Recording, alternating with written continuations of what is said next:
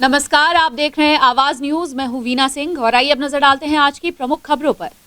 गांधीनगर थाना क्षेत्र अंतर्गत अपहरण के बाद हत्या करने का मामला सामने आया है, जहां 3 नकाबपोश युवक एक व्यक्ति का अपहरण कर उसे अपने साथ ले गए और उसकी हत्या कर दी। वहीं घटना के 24 घंटे बाद पुलिस ने शव को जंगल से बरामद किया है और आरोपियों की तलाश कर रही है। गांधीनगर निवासी रामकृपाल साहू बीते 24 घंटों से लापता था, जिसका शव पुलिस ने ग्राम खलीबा के लुंड्रा माड़ा के जंगल से बरामद किया है। इधर परिजनों का आरोप है कि 3 नकाबपोश युवक उसे अपने साथ अपहरण कर ले गए हैं। दरअसल रामकृपाल साहू सोमवार की दोपहर लगभग 2 बजे गांधीनगर स्थित अपने निवास से ग्राम खलीबा में धान मिसाई का कार्य कर रहे मजदूरों को खाना पहुंचाने गया था, जिसके बाद से वह घर वापस नहीं लौटा। वहीं परिजनों का कहना है कि खलीबा गांव के ही 3 नकाबपोश युवक मौके पर पहुंचे और उसकी पिटाई कर जबरन उसे अपने साथ ले गए। जब इस बात की सूचना परिजनों को लगी तो उन्होंने गांधीनगर थाने में शिकायत दर्ज कराई। शिकायत मिलने के बाद पुलिस की टीम बीते 24 घंटे से लापता व्यक्ति की तलाश कर रही थी। इधर पुलिस को ग्रामीणों से सूचना मिली कि लुंड्रा माड़ा के जंगल में एक व्यक्ति की लाश पड़ी है, जिसके सर पर चोट के गंभीर निशान हैं। सूचना मिलते ही पुलिस की टीम मौके पर पहुंच गई। वहीं पुलिस ने जब नजदीक जाकर देखा तो पता चला कि शव रामकृपाल साहू का है। इसके बाद पुलिस की टीम शव को बरामद कर पंचनामा पश्चात पीएम के लिए भेज दिया है। इधर मामले की जांच कर रही पुलिस को पता चला है कि खलीबा गांव के 3 युवक घटना के दिन से लापता हैं। पुलिस को संदेह है कि उन युवकों के द्वारा इस वारदात को अंजाम दिया गया है। फिलहाल गांधीनगर पुलिस अज्ञात आरोपियों के खिलाफ अपहरण सहित हत्या का अपराध पंजीबद्ध कर उनकी तलाश में जुट गई है।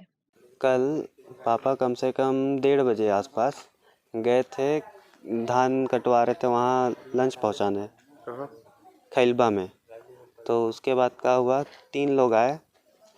3 लोग आने के बाद मारपीट किया उनके साथ, और मारपीट करने के बाद उनको गाड़ी में बैठा के ले गए।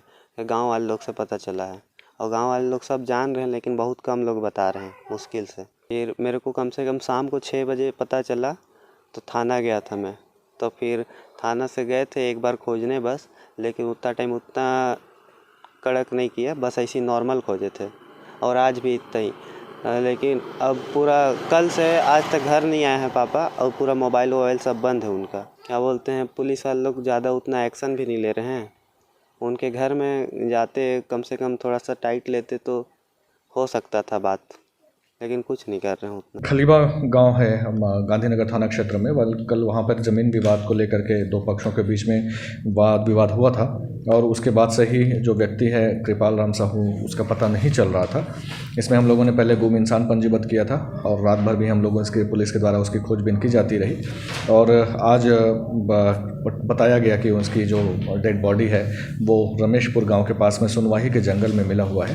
तो इनकी पहचान उनके परिजनों से करवाई गई, जो कृपाल राम साहू ही हैं। और अभी आरोपी हमारे हाथ नहीं लगे हैं, लेकिन उनका नाम हमें पता है, और हम जल्दी ही उनको गिरफ्तार कर लेंगे। हम टीम भेज दिए हैं। अभी हमारी वहाँ पे फॉरेंसिक्स जो है की टीम वहाँ पर गई है, और कुछ हथियार वहाँ पर अभी बरामद नहीं हुए हैं, लेकिन अभी अब तलाश कर रहे हैं, और वहाँ पे हमारी टीम है अभी। छत्तीसगढ़ में आज से धान खरीदी की शुरुआत हो चुकी है। किसानों ने खरीदी केंद्रों में पहुंचकर धान बेचना शुरू कर दिया है। धान खरीदी की शुरुआत होने से सरगुजा जिले में भी खासा उत्साह देखने को मिल रहा है।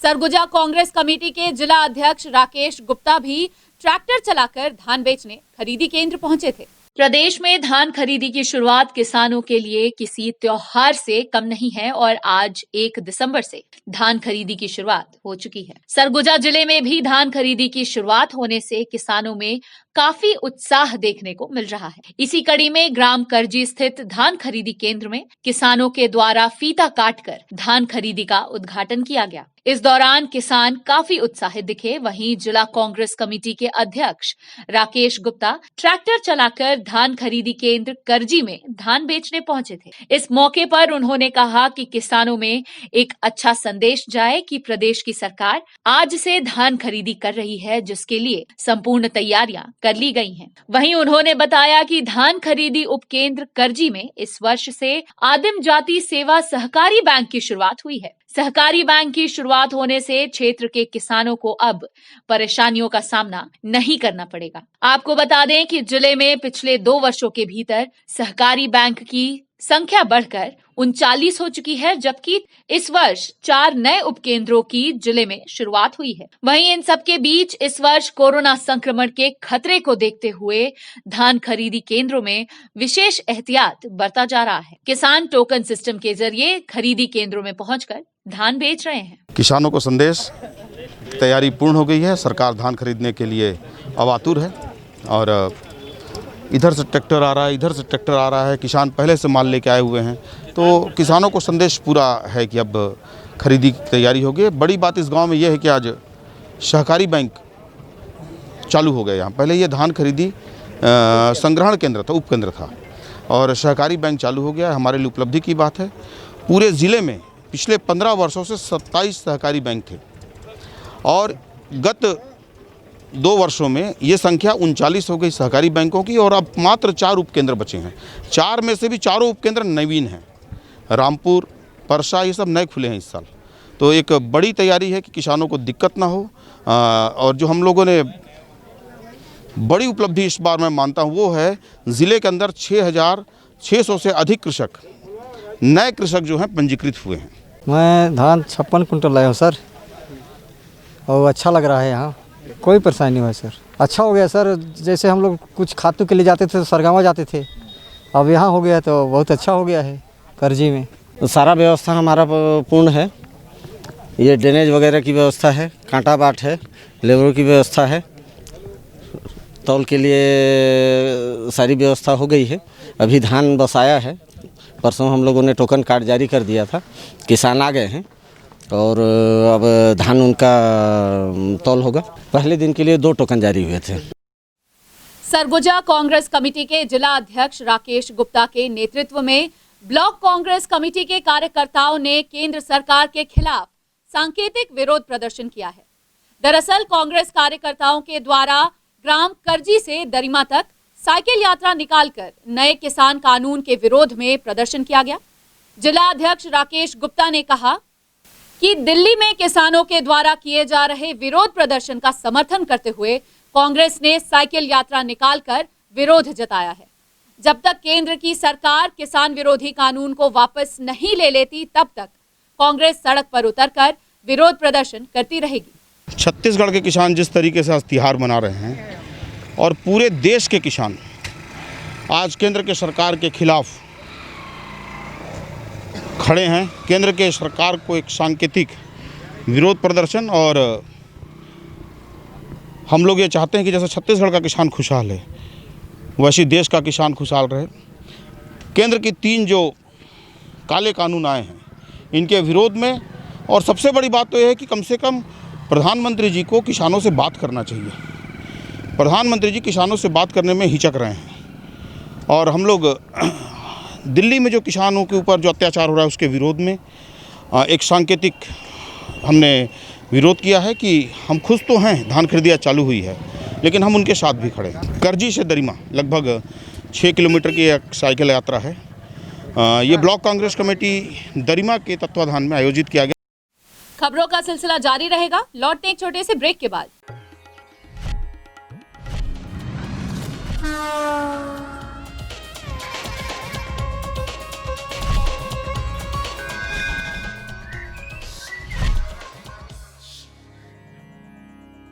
वीएम इंटरनेट सर्विस शहर का सबसे सस्ता high speed fibre internet service. 100 MBPS मात्र 700 रुपए में विद टैग। तो चाहे वर्क फ्रॉम होम हो या ऑनलाइन क्लास, याद रखें वीएम इंटरनेट सर्विस। अधिक जानकारी के लिए संपर्क करें Vande Mahamaya cable network. VM internet service, Alaknanda complex, प्रथम तल, अग्रसेन चौक, अंबिकापुर, सरगुजा। Mobile number 9111785555 7440765555।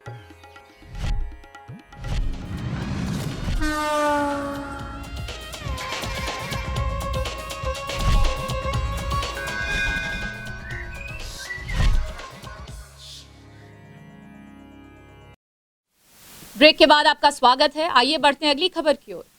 राजस्व पटवारी संघ अपनी 9 सूत्रीय मांगों को लेकर प्रदेश सरकार के खिलाफ सड़क पर उतर आया है। इसी कड़ी में पटवारी संघ ने 1 दिवसीय धरना प्रदर्शन कर विरोध जताया और अपनी मांगों को सरकार के समक्ष रखा है। प्रांतीय निकाय के आह्वान पर सरगुजा जिले के राजस्व पटवारी संघ द्वारा 9 सूत्रीय मांगों को लेकर 1 दिवसीय धरना प्रदर्शन का आयोजन किया गया। इस दौरान पटवारी संघ के प्रवक्ता ने कहा कि जब तक सरकार उनकी मांगों पर अमल नहीं करेगी, तब तक पटवारी संघ सरकार के खिलाफ अपनी मांगों को मनवाने के लिए विरोध प्रदर्शन करता रहेगा। वहीं 2 और 3 दिसंबर को प्रदेश के समस्त पटवारी काली पट्टी लगाकर कार्य करेंगे। बावजूद इसके शासन 9 सूत्रीय मांगों पर ध्यान नहीं देती है तो 14 दिसंबर से पटवारी संघ अनिश्चितकालीन हड़ताल का आयोजन करेगा। आज हम लोग का प्रांतीय निकाय के आह्वान पर राजस्व पटवारी संघ जो अपना प्रांतीय निकाय है, 9 सूत्रीय मांगों को लेके हमने आज एक धरना प्रदर्शन सांकेतिक तौर पे रखा है और हमारा अगला जो कार्यक्रम होगा चरणबद्ध तरीके से है। 2 तारीख से 3 तारीख तक हम काली पट्टी लगा के पूरे प्रदेश में कार्य करेंगे और उसके बाद हम 14 से अनिश्चितकालीन हड़ताल पे जाएंगे अगर शासन हमारी मांगों पे ध्यान नहीं देती है। अंबिकापुर कलेक्ट्रेट कार्यालय परिसर में छत्तीसगढ़ कर्मचारी अधिकारी फेडरेशन ने मशाल रैली निकालकर सूबे की सरकार के खिलाफ विरोध प्रदर्शन किया है। फेडरेशन संघ ने विरोध प्रदर्शन के दौरान अपनी 14 सूत्रीय मांगों को लेकर मुख्यमंत्री के नाम कलेक्टर को ज्ञापन सौंपा है। वहीं फेडरेशन संघ का कहना है कि जब तक सरकार उनकी मांगों को मान नहीं लेती, तब तक सरकार के खिलाफ विरोध प्रदर्शन जारी रहेगा। वर्तमान सरकार ने अपने घोषणा पत्र में सत्ता में आते ही कर्मचारी वर्ग की सारी समस्याओं का अंत करने का जारी किया था, लेकिन 1.5 वर्ष बीत जाने के बाद, बार बार चर्चा करने के बाद, आश्वासन देने के बाद भी हमारी दिवाली इस वर्तमान सरकार के मुखिया ने खाली रख दी। तो हमको दिया लेकर उन्हें बताना पड़ा जितनी भी हम उनकी घोषणाएं थी, हमको अलग से कुछ नहीं मांग रहे हैं। बताइए, डीए मूलभूत अधिकार है वो लंबित रखा गया है। उन्होंने कहा था कि लिपिक और अन्य संवर्गों की जितनी भी समस्याएं हैं, वेतन विसंगति को दूर करेंगे, वो भी नहीं किए। गृह भाड़ा भत्ता भी नहीं दिए, है ना। तो 14 सूत्री हमारी मांग है और यह प्रथम चरण है, ज्ञापन दे रहे हैं, दिए। 11 तारीख को हम जिला स्तर पर धरना देंगे और 19 तारीख को रायपुर बूढ़ा तालाब में हमारा बृहद प्रदर्शन होगा। उसके बाद भी अगर सरकार नहीं चेती तो बहुत बृहद आंदोलन होगा और ईंट से ईंट बजा देगा संगठन। सूरजपुर में भी छत्तीसगढ़ कर्मचारी अधिकारी फेडरेशन ने अपनी 14 सूत्रीय मांगों को लेकर सांकेतिक आंदोलन किया। आज जिले भर के अधिकारी और कर्मचारी शहर के अग्रसेन चौक से मशाल रैली निकालकर कलेक्ट्रेट कार्यालय तक पहुंचे और विरोध प्रदर्शन किया। आंदोलन कर रहे फेडरेशन संघ ने अपनी 14 सूत्रीय मांगों को लेकर कलेक्टर को ज्ञापन सौंपा है। फेडरेशन संघ का कहना है कि अगर सरकार उनकी मांगों को जल्द नहीं पूरा करती है तो आने वाले दिनों में उनका आंदोलन और भी उग्र होगा। हमारे कर्मचारियों का, छत्तीसगढ़ के कर्मचारी अधिकारियों के लंबित मांगे हैं, बहुत पुरानी मांगे हैं, जिनको बार बार शासन ये बोल रहा है कि पूरी करेंगे करेंगे, नहीं कर रहे हैं। जैसे हमारा महंगाई भत्ता नहीं दे पा रहे हैं, हमारा एरियस नहीं मिल पा रहा है, नियमितीकरण नहीं हो पा रहा है, वेतन विसंगति दूर नहीं हो पा रही है। तो इसके तारतम्य 14 बिंदुओं का हमारा मांग है और उन मांगों को पूरा करने के लिए हम लोगों ने आज सांकेतिक मशाल जुलूस निकाल के मुख्यमंत्री जी के नाम से कलेक्टर साहब को ज्ञापन सौंपे हैं। अगर हमारी मांगें पूरी नहीं होगी तो 11 तारीख को हम लोग धरना प्रदर्शन करेंगे और रैली करेंगे। इसके बाद 19 तारीख को हम रायपुर में बृहद रैली करेंगे।